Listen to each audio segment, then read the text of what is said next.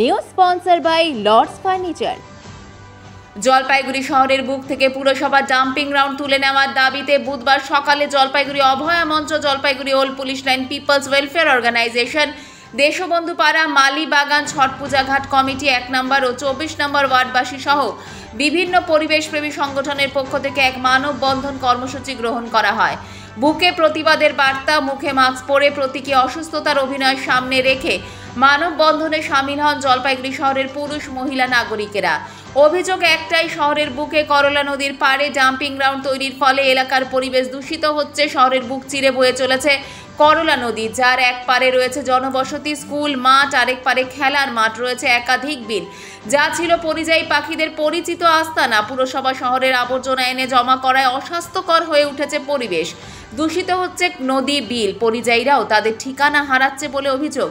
বুধবার পুরসভার 24 নম্বর ওয়ার্ডের কাউন্সিলর অমলান মুন্সির নেতৃত্বে মানববন্ধন করে অবিলম্বে ডাম্পিং গ্রাউন্ড বন্ধের দাবি জানান এলাকার বাসিন্দারা। আমার ধারণা কয়েক লক্ষ টাকা খরচ করে একটা মঞ্চ তৈরি করা হয়েছে, নেতারা ওখানে গিয়ে ল্যাম্পপোস্টের ফিতে কাটবে। যে এলাকায় আপনারা এই ডাম্পিং গ্রাউন্ড তৈরি করেছেন সেটা প্রাকৃতিক সৌন্দর্যে ভরপুর, সেখানে জায়গা করে দিয়েছিল। দেখুন, করলা নদীর পাড়ে যেখানে পৌরসভা ডাম্পিং গ্রাউন্ড বানিয়েছে, সেকেন্ডারি ডাম্পিং গ্রাউন্ড, সেখানে প্রাকৃতিক পরিবেশ অত্যন্ত সুন্দর। সেখানে জলাভূমি রয়েছে, সেখানে কচুরিপানা রয়েছে, সেখানে জলজ উদ্ভিদ রয়েছে, যেখানে পাখি রয়েছে এবং পরিযায়ী পাখিরা নিয়মিত এখানে যাতায়াত করে।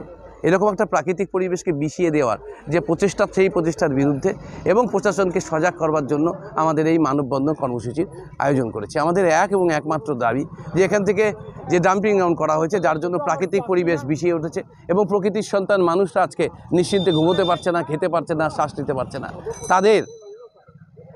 তাদের জন্য এই ডাম্পিং গ্রাউন্ডকে এখান থেকে সরিয়ে দিতে হবে। শুনেছি সেকেন্ড ডাম্পিং গ্রাউন্ড হিসেবে এখান থেকে ফিতা কেটেছে, ডিজিটালি ফিতা কেটেছে। আমি মুখ্যমন্ত্রীকে প্রশ্ন করতে চাই এবং তার আধিকারিকরা যাকে দিয়ে মুখ্যমন্ত্রীকে দিয়ে এই মিসগাইড করালেন, এই জমিটা কার? এটা কি পৌরসভার জমি যে উনি ফিতা কাটলেন? এটা যাদের জমি, তাদের অনুমতি না নিয়ে আপনি ডাম্পিং গ্রাউন্ড বানিয়ে মুখ্যমন্ত্রী ফিতা কেটে দিল। মুখ্যমন্ত্রীর হাত দিয়ে এই ধরনের কাজ করানো যায়? আমি জলি চৌধুরী, যিনি এর দায়িত্বে রয়েছেন, তার বিচার বুদ্ধি, বোধ বুদ্ধি নিয়ে আজকে প্রশ্ন তুলতে বাধ্য হচ্ছি। কলকাতায় বসে বসে ঠান্ডা ঘরে সলিড ওয়েস্ট ম্যানেজমেন্ট দেখা যায় না, তার জন্য রাস্তায় নেমে দেখতে হয় কোন শহরে কি পরিস্থিতি। পৌরসভা এটা একদম ইচ্ছাকৃত পরিবেশ দূষণের কাজ করছে পৌরসভায় এই ডাম্পিং গ্রাউন্ড এখানে করার ফলে। এখানে লোকজন যাতায়াত করছে দুই বেলা, আগে সকালবেলায় সন্ধ্যাবেলায় লোকজন এখানে হাঁটাচলা করত, তাদের পরিবেশ একটা ভালো পরিবেশ ছিল তখন পর্যন্ত। তারপরে এই বছরখানেক হলো এইখানে ডাম্পিং গ্রাউন্ড করাতে এই যে নোংরা আবর্জনা দুর্গন্ধে পরিপূর্ণ হয়ে যাচ্ছে এই এলাকাটা। এইখানে আমাদের জানলা টানলা কিছুই খোলা যায় না এই দুর্গন্ধের জন্য। তারপরে যারা এই রাস্তা দিয়ে চলাফেরা করে তারা নাকে রুমাল চাপা দিয়ে তাদের হাঁটতে হয়।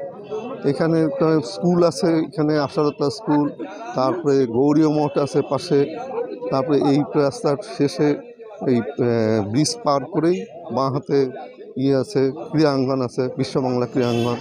সেখানে খেলাধুলা করতে আসে যে ছেলেমেয়েরা, ছোটো ছোটো ছেলেমেয়েরা, তাদের অভিভাবকরাও আসে সাথে।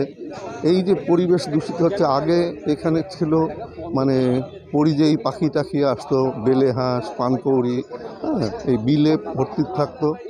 এই জলাটাও নষ্ট হচ্ছে এই ফলে। তারপরে ওই ডাম্পিং গ্রাউন্ডে এইবার ধরেন কুকুর, গরু, এগুলো ওই নোংরা আবর্জনা খাচ্ছে, করছে, রাস্তাঘাটে এই নোংরা আবর্জনা ছড়ায় যাচ্ছে, তার ফলে আরও বেশি দূষিত হচ্ছে। জলপাইগুড়ি মার্চেন্ট রোড আরবি দে কমপ্লেক্স সুবর্ণা, এখানে আপনারা পেয়ে যাবেন রকমারি গিফটের সম্ভার। বার্থডে পার্টি হোক কিংবা অ্যানিভার্সারি, আপনার প্রিয়জনের জন্য সমস্ত রকমের গিফট পেয়ে যাবেন সুবর্ণাতে।